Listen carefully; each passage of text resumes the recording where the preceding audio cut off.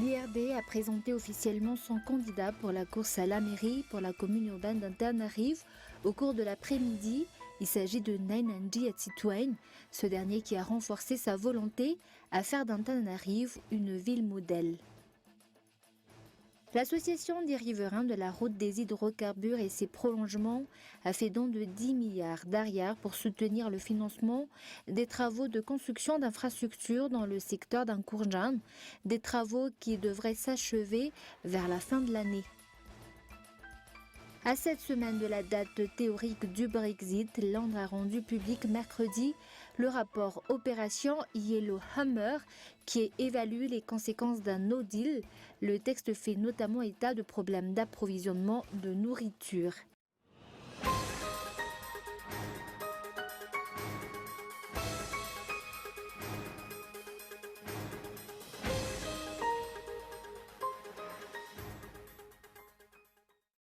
Bonsoir à tous et bienvenue dans cette édition du journal en version française sur Cool TV.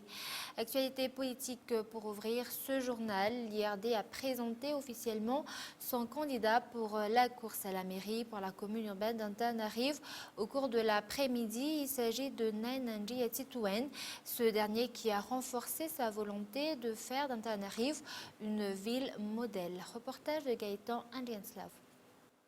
Le laisser-aller constaté dans la ville d'Antananarive doit prendre fin. Une capitale moderne, propre et loin de la corruption, c'est ce que mérite la population et c'est ce concept que Nainanji Atsitwain, candidat présenté par l'IRD pour la commune urbaine d'Antananarive, veut concrétiser.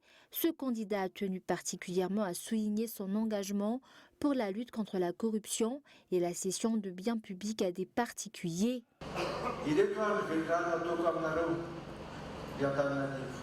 Voici les serments que je vous fais, mettant un terme à la corruption, aux abus de pouvoir, aux ventes de biens publics. Allons-nous accepter que le jardin d'Antananarive soit vendu, restituer les terrains appartenant à la commune? Ce candidat est également déterminé à prendre des mesures par rapport aux problèmes liés à l'accès à l'eau et à l'électricité, ainsi qu'à la lutte contre l'insécurité. Il a également exprimé sa volonté de contribuer au développement de la capitale et est prêt à faire son possible afin de faire d'Antananarive un modèle dans le continent africain. Il est temps de restaurer le respect, la fraternité et l'unité. Il est temps de faire preuve de recevabilité. Antananarive, c'est ma ville. Antananarive, c'est notre ville à tous. C'est pour cela que je me porte candidat pour devenir le maire d'Antananarive.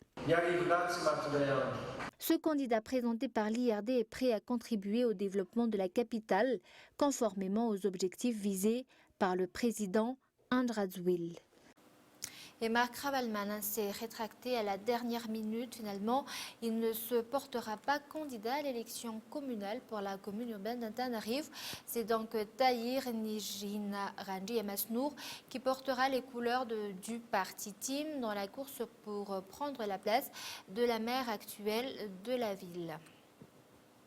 Et un conseil des ministres a été tenu hier au palais Diavoulou. Au cours de cette rencontre, de nombreux décrets ont été adoptés, tels que ceux portant sur l'INFRA ou l'analogue, ainsi que des textes validant la nomination de quelques hauts fonctionnaires.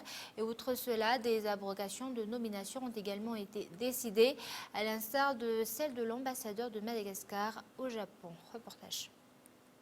Parmi les décrets adoptés hier en Conseil des ministres se trouve le texte portant sur l'INFRA ou l'Institut national de l'infrastructure, celui fixant le statut de l'analogue ou l'Agence nationale d'appui au logement et à l'habitat sur proposition du ministre de l'Aménagement du territoire, de l'Habitat et des Travaux publics, ainsi qu'un décret portant sur l'achèvement de la collaboration entre l'Omnis et Madagascar Southern Petroleum Company sur proposition du ministre des Mines des Ressources stratégiques. Outre cela, de nombreux décrets de nomination de hauts fonctionnaires tel que le directeur de l'imprimerie nationale, sur proposition du ministre de l'économie et des finances, d'un directeur général en charge des affaires urgentes, au niveau de l'agence routière sur proposition du ministre de l'aménagement du territoire, de l'habitat et des travaux publics, ainsi qu'un directeur de la promotion de l'entrepreneuriat sur proposition du ministre de l'Industrie, du Commerce et de l'Artisanat. Parmi les décisions prises lors de cette réunion, on peut également citer l'abrogation du décret de nomination de l'ambassadeur de Madagascar au Japon, ainsi que l'abrogation du décret de nomination du chef du district de Souala sur proposition du ministre de l'Intérieur et de la décentralisation. Nous avons annoncé dans les titres l'association des riverains de la route des hydrocarbures et ses prolongements a fait don de 10 milliards d'arrière pour soutenir le financement des travaux de construction d'infrastructures dans le secteur d'Ankourjan, des travaux qui devraient s'achever vers la fin de l'année. Et cette action a été effectuée dans le cadre du partenariat public-privé. Reportage de Mien Tahanjianef. L'association des riverains de la route des hydrocarbures et ses prolongements a fait don de 10 milliards d'arrière afin de financer la construction de diverses infrastructures à Ankourjan et dans ses environs. Les travaux partent du rond-point d'Antanmena jusqu'à Tsarasoch et va s'étendre sur la route du Pape depuis le réservoir d'Odivanj vers Alarbi, là où on effectue les visites techniques des voitures. Ce don a été effectué dans le cadre du renforcement du partenariat public-privé et du renforcement de la prise de responsabilité des entreprises dans le domaine social, notant que la collaboration entre l'État et cette association dure depuis 20 ans. Je tiens à souligner que les travaux ne portent pas uniquement sur les infrastructures routières, mais également sur les canaux d'évacuation car Ankourjan fait partie des quartiers bas. Nous contribuons également à la réhabilitation des trottoirs, mais également à l'embellissement de ce secteur. Des mesures vont être prises par rapport aux bouchons que pourraient engendrer les travaux. Ces derniers devraient s'achever avant la fin de l'année. Toutefois, la collaboration entre l'État et le secteur privé va se poursuivre. Et avant de passer aux actualités internationales, le dépôt de candidature pour l'élection communale a été clôturé aujourd'hui en fin d'après-midi. C'est au cours de cette journée que la plupart des candidats se sont empressés pour présenter leur dossier de candidature auprès des OVEC. Les détails dans ce reportage de Ounassen.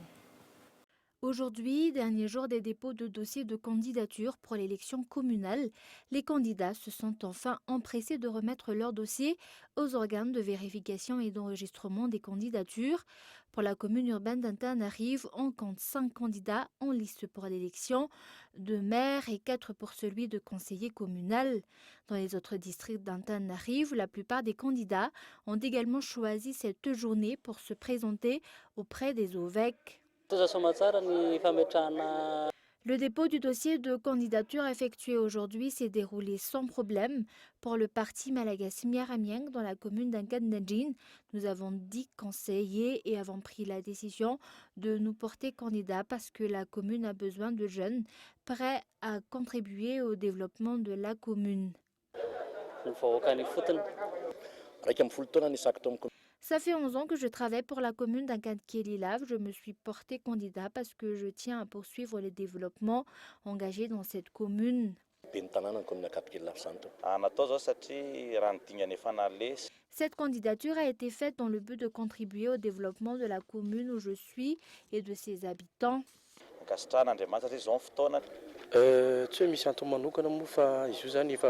Nous avons déposé notre candidature aujourd'hui. C'est une décision commune des candidats de l'IRD dans 16 communes. C'est également aujourd'hui que le candidat présenté par le parti Malagasy Miaramieng dans le district d'Anjamasen a présenté son dossier de candidature pour cette élection. D'autre part, en province, selon une source d'information, Mokhtar Salim ferait partie des candidats de la commune urbaine de Majinga et Roland Radirak de celui de Touamasen. Nous passons maintenant aux actualités internationales. L'administration Trump a annoncé que les cigarettes électroniques aromatisées seraient interdites à la vente dans les prochains mois pour contrecarrer leur succès croissant dans les collèges et les lycées américains. Reportage de France 24. Vapoter dans la rue sera peut-être bientôt de l'histoire ancienne aux États-Unis. Donald Trump envisage une interdiction des cigarettes électroniques aromatisées, alors que 6 personnes sont décédées cette année de maladies pulmonaires après avoir fumé des e-cigarettes. Et au moins 450 autres cas font actuellement l'objet d'une enquête. Nous savons qu'il s'agit d'une blessure chimique du poumon. Les gens doivent réaliser qu'à chaque fois qu'ils vapotent, ce n'est pas de la vapeur d'eau qu'ils inspirent, ce sont des produits chimiques. Il a été demandé aux utilisateurs d'e-cigarettes qui ont pour symptômes pneumonie, souffle court, toux, fièvre, fatigue ou encore détresse respiratoire de consulter un médecin. Les parents d'un des malades vapoteurs expliquent qu'ils n'ont pas entendu la voix de leur fils depuis plus d'une semaine. Le voir entouré de tous ces tubes et qu'il soit incapable de nous répondre, je ne souhaite à personne d'avoir à traverser ça. Ces dernières années, le vapotage est devenu de plus en plus populaire, notamment chez les jeunes, et beaucoup ne sont pas d'anciens fumeurs. La moyenne d'âge des 450 cas analysés est de 19 ans, une caractéristique qui interpelle les autorités. Il semble que ce sont les jeunes qui sont majoritairement touchés. Il est trop tôt pour dire s'il s'agit d'une différence physiologique entre les personnes plus jeunes et les plus âgées. Ou peut-être que les plus jeunes vapotent des substances différentes, ou qu'il y a une autre raison qui expliquerait pourquoi c'est prédominant chez eux. Vapoter a longtemps été perçu comme une alternative préférable en termes de santé aux cigarettes traditionnelles, mais les effets sur le long terme sont encore largement inconnus. Et à cette semaine de la date théorique du Brexit, Londres a rendu public le rapport Opération Yellowhammer qui évalue les conséquences d'un no deal. Le texte fait notamment état de problèmes d'approvisionnement de nourriture. Reportage de France 24. Des files d'attente à n'en plus finir aux postes frontières, des pénuries d'essence, de médicaments et de produits frais, ou encore des manifestations quotidiennes et un possible désordre public. Voilà les scénarios possibles selon un document du gouvernement britannique en cas de sortie sans accord de l'Union européenne. Le document de 5 pages date du 2 août et indique clairement que l'état de préparation du public et du secteur marchand restera faible en raison de l'absence d'une vision claire sur la forme de la sortie de l'Union européenne. Ce document, intitulé « Opération Yellowhammer », a tout d'abord été révélé par le Sunday Times le 18 août dernier, mais ce n'est qu'aujourd'hui que le gouvernement de Boris Johnson en a confirmé sa véracité. Ces mises en garde accroissent la pression sur le Premier ministre britannique qui a promis de mener à bien le Brexit d'ici le 31 octobre. Ce gouvernement continuera à négocier un accord